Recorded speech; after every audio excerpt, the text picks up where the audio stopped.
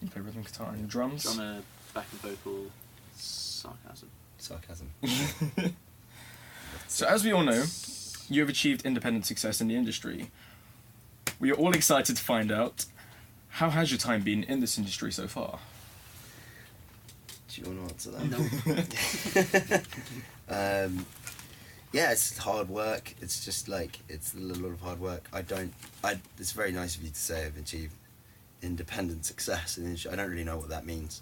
I think, yeah, I've been a singer-songwriter for a while, and making a band happen is very difficult. But it has its good days and bad days. Sure. So yeah, I think obviously when you've got that crowd in front of you, it feels completely different to when you're in a studio or when you're emailing back and forth.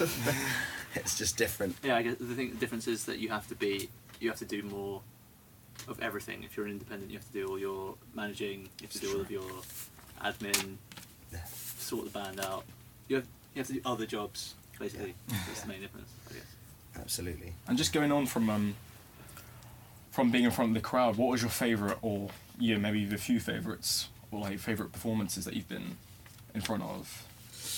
I've actually, interestingly, because Ed's joined us fairly recently, he and I haven't played live yet, so that's exciting, isn't it? And how do you feel about that? Have you got any coming up? Yeah, we've got one coming up in Dalston, which will be fun. But that was a fun gig when we did that in May, which unfortunately you weren't there for. But it was. I mean, I didn't even know you. We didn't know each other. There's no yeah. loss to me. That's another thing about independent music, is that it's constantly people chopping and changing. Yeah. As well. But no, in answer to your question, I think probably the Servant Jazz Quarters was the funnest crowd I played to. And what makes it so exciting? I think it was just intimate, and it was packed, and it was fun, and the vibe as well. And I didn't fuck up. I didn't fall over. So that's good. Did you fuck up? And coming from, so obviously this equipment costs a lot of money. Just wondering where the majority of the income comes from. Do you work side jobs as well? That's a good question. It's essentially, the income comes from lots of different projects that we do not. Luckily, this studio is run by a guy who's just walked in now, and Mike Marlin is a guy who owns this studio, but he very, very kindly asked Danny a few years ago to come and run it.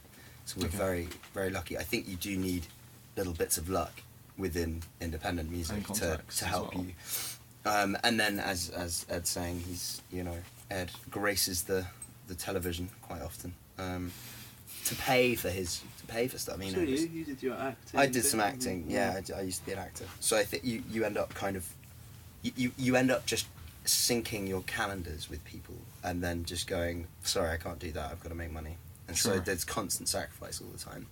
And do you feel that's the biggest struggle for an independent musician? I think there's that, and then there's also just writing a hit song, which people want to hear and listen to. And you're constantly working and developing songs, and you don't know how successful they're going to be. You never really do, actually, because I've got a lot of friends in the music industry who are doing very well, and they've had little moments of, and so does Ed, and like we've seen our friends have moments of success, but you don't know how long that'll last. Sure. Some of the bands I've met in the last few years, they're now growing and like getting big, but actually, they might just have one hit out. On Spotify, that might mean like 2 million or something, and then that's it. They'll go and be a lawyer. You don't really know. It's very unpredictable. People change at the age of 30 as well. Yeah. As soon as they hit 30, so that's something you found from experience. Yeah, people literally go, you're sort of doing alright, and then, just gonna get a job in a pub. Or something like, I'm gonna buy a pub. And then, or something, I don't know. Yeah, people just bail at about 30. Yeah. Leaving the path clear for us. Yeah, that's right. And you just come to this band, so how do you feel, the experiences are joining different bands, moving bands? Is there a bit of tension maybe to begin with because you're not sure? It's just a personality thing, working out whether you can be yourself or pretend to be cool. But these guys are all dweebs, so it was easy. I don't know why we're in a band together, to be honest. managed to make it work though. It's a constant struggle every day. And how do you think the internet has affected maybe your success? Again, this success is a very nice way of you putting it. I think What success is doing? the only bit of success I've had is a review once from NME when I was 23. So I count that as success, and plus over the years some accumulative views, I guess. But I would say that you have a little burst of feeling like you're successful when you're on stage. I think rather than. And I think even big bands would say that. I think that actually and the crowd really appreciates it's that. to do with like a vibe, yeah. But also the internet thing, like my last band, we had a song that had, we got like 200,000 plays on YouTube over the space of a very, maybe a couple of months. So it felt like suddenly things were taking off, but the illusion is that you think you're doing well, but you can't book a gig because those people aren't going to come to your show because half of them are in the States or wherever. Okay. So like, we seemed successful online, but we couldn't get a gig in Bristol because the promoter was going, well, who do you know in Bristol? I was like, I don't know. Yeah, like, you have to build your own fan bases. It's good and bad.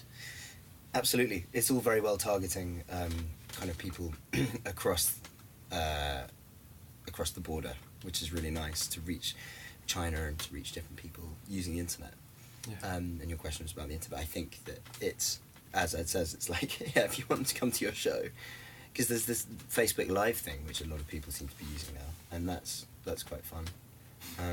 I'd like to try that. It's easier to get 1,000 likes than it is to get 1,000 people to come to a gig. That's what I'm trying to say. Like, you think you're doing better than you are. Basically, the reality is, if you're doing gigs and people are coming, then it's probably a much more rewarding feeling than if you've got getting likes. Although my recent picture got loads of likes.